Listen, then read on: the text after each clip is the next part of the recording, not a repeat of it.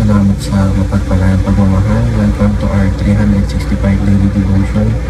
Ako po si Alexander Gomez from Batch 3. At ang topic po na tatalakayin natin ngayon ay Armor of God, Breastplate of Righteousness. Ngayon po ang ating pag-aaralan ay tungkol sa Ephesians chapter 6, verse 14 at buksan po natin ang ating puso't isip sa magandang salita ng Diyos.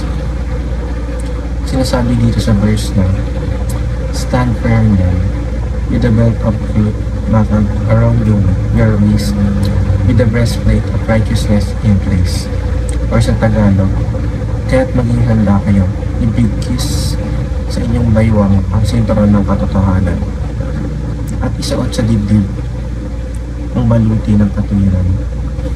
Ang verse na ito ay tungkol sa sinasabi natin breastplate of righteousness, kung saan isa ito sa parte ng full armor of God, ang pagkakaroon natin ng katuwiran.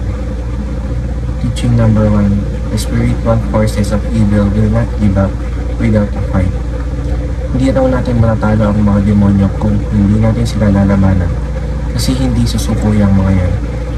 Hanggat may pagkakataon ay sisirain nila ang dapat sirain, at kailangan natin gawin is labanan sila sa pamamagitan ng salita ng Diyos at sa pamamagitan ni Jesus na ang ating Panginoon. Teaching number 2, the devil cannot accuse the believers anymore. Yung mga tunay na naniniwala sa Panginoon is hindi na kayang akusahan muli ng mga demonyo, sapagkat ang ginawa ni Kristo na sa krus ay sapat na para sabihin ligtas na tayo sa mga kasalanan. Dapat din magpakahuli tayo, sapagkat hindi natin kayang kontrahin ang mga kaaway kung tayo mismo ay gumagawa ng mga kasalanan na nagmumula sa mga kaaway. Teaching number 3, our righteousness is Jesus' righteousness. Ang katwiran natin ay katwiran ng ating Panginoon. Kaya tayo tinawag na Christ-like, kasi kung ano ang nakikita kay Jesus ay dapat din makita sa atin. Noong panahon ni Jesus ay ang pinanlaban niya sa mga tukso at kaaway ang pangako at salita ng Diyos. Ganon din tayo laban sa pamamagitan ng Word of God. Application number 1, believe in Christ's righteousness imputed in us.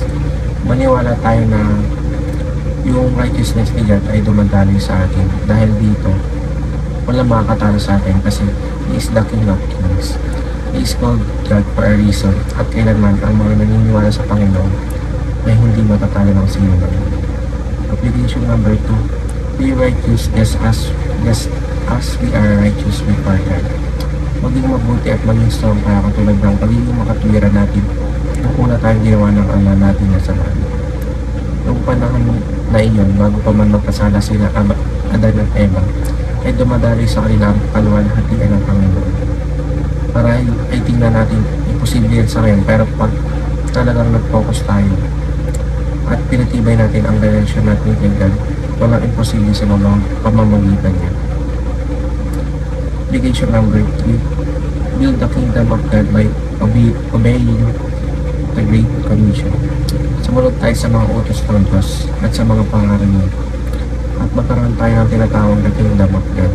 Sabi nga sa verse na make disciples of all nations. Ibig sabihin, hindi lang dapat tayo susunod, hindi dapat din natin i-share ito lalo sa mga mahal natin sa buhay, upang pagdating ng tamang panahon ay pareho tayong mga nasa piling ng Panginoon. Yun lamang po ang ating devotion na